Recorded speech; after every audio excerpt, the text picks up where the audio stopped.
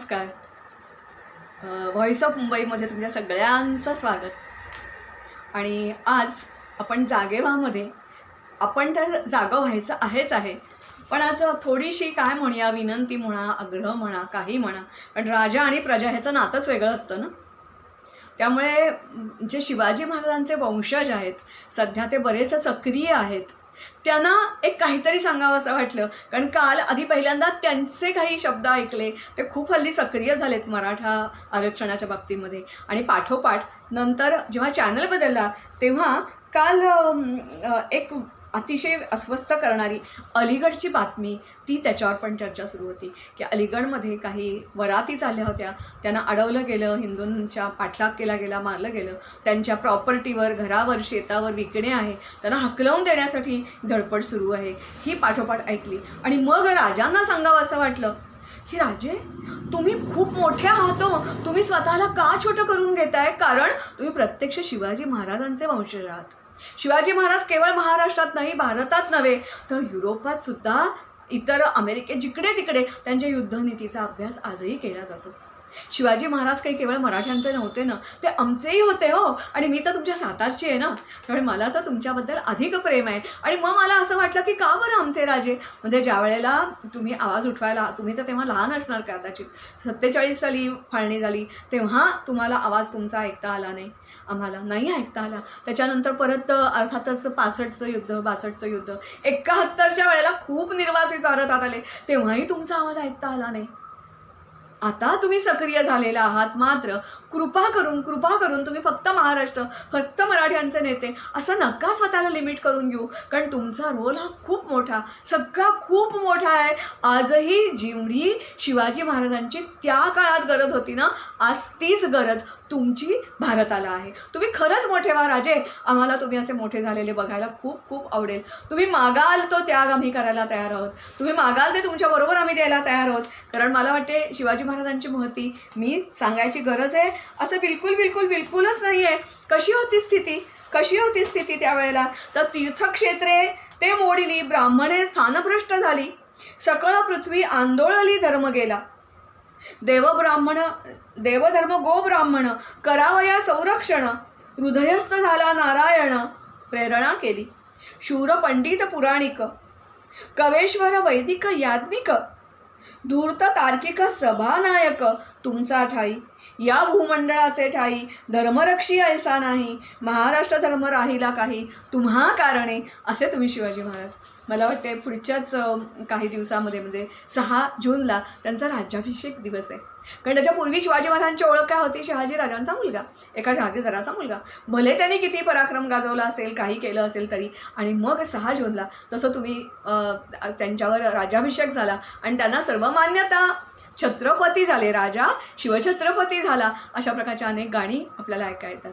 तसं मलाही असं वाटतं की ह्या 6 जुलैला खरंच तुम्ही राजे शपथ घ्या की मी केवळ मराठ्यांचा, केवळ महाराष्ट्राचा नाही आहे.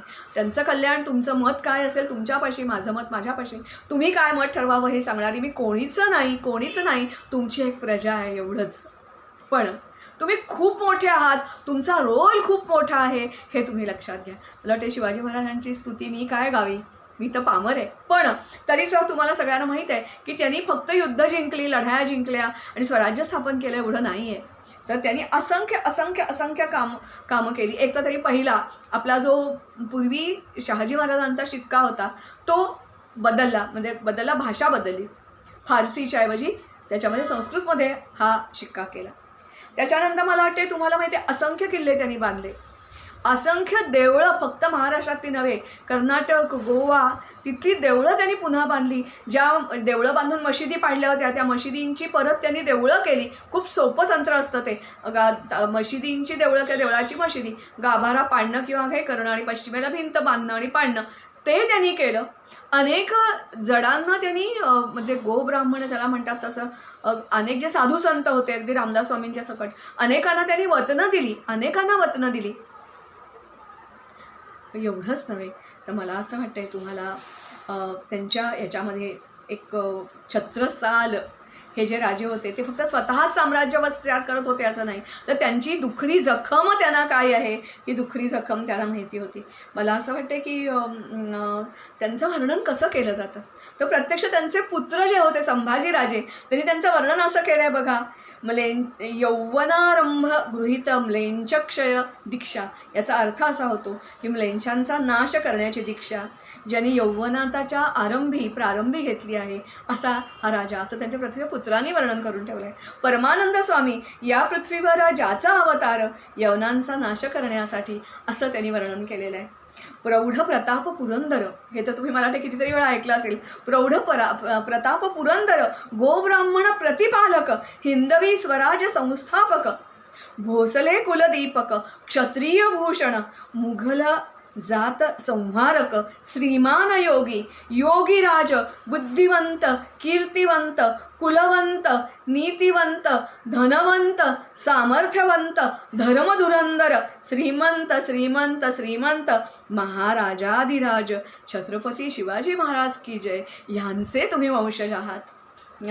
जसं त्यांनी छत्रसालाला पत्र लिहिलं ना शिवाजी महाराजांनी, तसं तुम्हाला सगळ्यांना मानसिंग हे नाव माहिती आहे, राजा मानसिंग.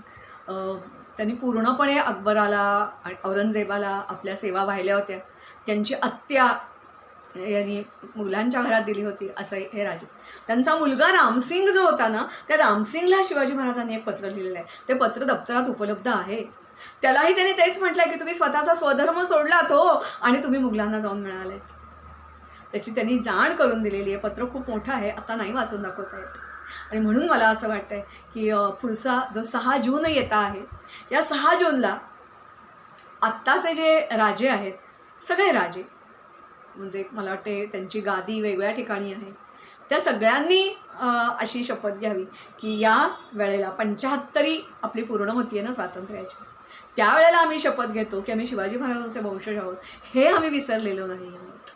मला वाटते जसं शिवाजी महाराजांनी स्वतःचं साम्राज्य आणि नंतर ते अर्थातच ज्याला असं एक म्हणतात की झेनिथला पोचवलं, कारण ते गेल्यावरही त्यांची परंपरा कायम राखली. त्यांनी जे बीज पेरलं होतं ना, ते बीज खूप मुरलं होतं आणि त्यामुळे बाजीरावांच्या काळामध्ये तर मला वाटते आपण अटकेपार झेंडा रघुनाथ पेशवे होता त्यांनी नेला. काबूल येतं, अटकेपारमध्ये काबूल येतं, तिथपर्यंत आपला मराठ्यांचा झेंडा नेला.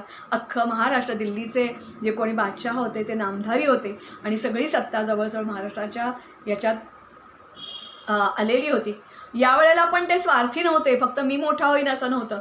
तर मला असं वाटतं सगळ्यांना तुम्हाला माहीत आहे की छत्रसाल त्यांच्याकडे आलेले होते आणि नंतर मग बुंदेलखंडामध्ये छत्रसालाने मोठं राज्य निर्माण केलं. त्यांनी काय सांगितलंय बघा, करो देश के राज छतारे, करो देश के राज छतारे, हम तुम के कबूहू नहीं न्यारे, दौर देश मुगलन को मारो, दापारे दिली के दल संहारो, तुम हो महावीर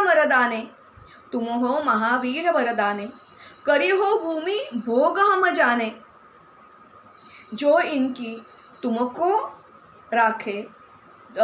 हम राखे, तीसच सुयश हमारे भावे, असं त्यांनी निरोप दिला. आणि अर्थातच छत्रसालांनी मग नंतर गेले तेव्हा 5 घोडे आणि जेमतेम 20 सरदार यांच्या निशी औरंगजेबाला भिडले. कारण औरंगजेब जेव्हा होता तेव्हाच काळात शिवाजी महाराज आहेत, तोच समकालीन हे छत्रसाल आहेत. आणि समकालीन अर्थातच पंजाब केसरी तुम्हाला सगळ्यांना माहीत आहे, मी सांगायची नाव गरज नाही आहे, गुरु गोविंद सिंह, हे तिघे एका काळातले आहेत. या तिघांनी मिळून ह्या औरंगजेबाला घालवलेला आहे आणि परत एकदा निर्भेळपणे हिंदूंना ताठ मानेनं स्वाभिमानाने जगता आलेलं आहे. आज महाराष्ट्रातच नव्हे, महाराष्ट्रात सर मला वाटते मी न बोललेलं बरं, कारण मला वाटते माझ्याशिवाय तुम्हाला जास्ती राजकारणात माहिती आहे की कशा सवलती दिल्या जात आहेत त्यांना. तो तर भाग वेगळा. आज मला ते नाही सांगायचं आहे तुम्हाला, मला फक्त एवढंच सांगायचं आहे की आजच्या घडीला त्या बंगालमध्ये काय चाललं आहे ते तुम्ही बघताय. बंगालमध्ये हिंदूंची तीच गत आजही बंगाल आपल्याच देशामधून लोक परागंदा झालेली आहेत, त्यांना टार्गेट करून मारलं जात आहे, पोलीस इनॅक्शनमध्ये गेलेले आहेत. तीच गोष्ट आहे केरळमध्ये पण तेच चाललं आहे. केरळमधले आणखीन तामिळनाडूमध्ये काही हिंदूंना कोर्टात धाव घ्यावी लागली की आम्हाला आमच्या गावातच आमचे सणवार करायला बंदी घातली जाते, मारायची धमकी दिली जाते, गाव सोडायला सांगितलं जातं. तीच गत काल अलीगडमध्ये घडली. राजस्थानमध्ये बॉर्डर स्टेटमध्ये तेच चाललं आहे, पंजाबच्या बॉर्डर स्टेटमध्ये तेच चाललं आहे. यांची संख्या वाढवली जाते आहे. हे रोहिंग्यांना आमंत्रण करतायत. यांचा जो विरोध आहे आपल्या गव्हर्नमेंटनी जे काही नवीन बदल कायदे आणलेले आहेत तर एवढ्याचसाठी आहे. आणि हे सगळं घडत असताना परत मला वाटतं एक साधूंचा एक व्हिडिओ आलेला आहे की त्यांनी तर अशी घोषणा केलेली आहे की हिंदू राज्य घोषित करा. कारण हिंदूंनी आम्ही जायचं कुठे?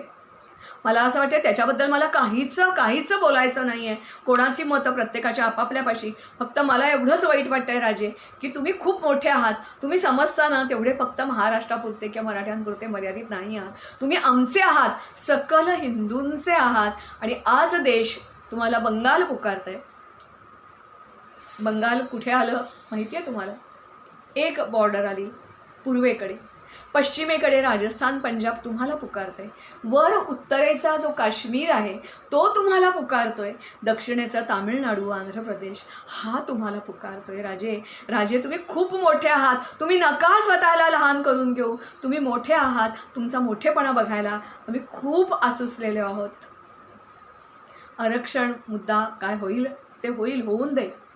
पण तुम्ही त्याच्यापेक्षा मोठे आहात एवढंच मला सांगायचं आहे. म्हणजे आमच्या मनात तुमच्याबद्दल हीच भावना आहे. मला असं वाटतं की मीच आता माझं वय बरंच झालं पण मी सातारला जेव्हा होते तेव्हा राणीसाहेब आमच्या घरावरून, कारण आमचं जे कुटुंब आहे ना ते शाहू महाराजांनी जेव्हा राजधानी बसवली तेव्हा जी काही लोक कोकणातून आली त्यांच्यापैकी आम्ही आलेलो. आणि आमचा वाडा असा मोक्याच्या ठिकाणी आहे. आणि जेव्हा राणीसाहेब म्हणजे मला वाटतं तुमच्या आजी का आई मला माहिती नाही, पण त्या जेव्हा जायच्या कधी कृष्णेश्वरला जायच्या तेव्हा एक दोनदा आमच्या त्या घरी थांबलेल्या आहेत. त्यांच्याबद्दल आम्हाला अपरंपार प्रेम आहे, अपरंपार श्रद्धा आहे. जसा देवाला आम्ही नमस्कार करतो तसं मला वाटते मागेही मी एकदा म्हटलं होतं की आमच्या घरात शिवाजी महाराजांचा फोटो आहे की नाही हा भागच वेगळा, पण आमच्या प्रत्येकाच्या हृदयात शिवाजी महाराज आहेत. त्यांचे तुम्ही वंशज आहात. आणि म्हणून तुम्हाला कळकळीची विनंती आहे की आजच्या काळातले शिवाजी महाराज तुम्ही व्हा. यवन संहारक, हिंदू धर्म संस्थापक. आत्ता मला हे पूर्ण माहिती आहे की स्वातंत्र्यानंतर भारताची घटना वगैरे याची पूर्ण मला कल्पना आहे. तरीही जाणीव ठेवून तुम्हाला सांगते आहे की Raje, don't limit yourself. You are great and you have to be more great than this. खूप मोठी भूमिका तुम्हाला बजावायची भविष्यकाळात असं मला वाटतं. आमच्या सगळ्यांच्या सदिच्छा. आम्हाला फक्त हाक द्या, आम्ही तुमच्याबरोबर आहोत. नमस्कार.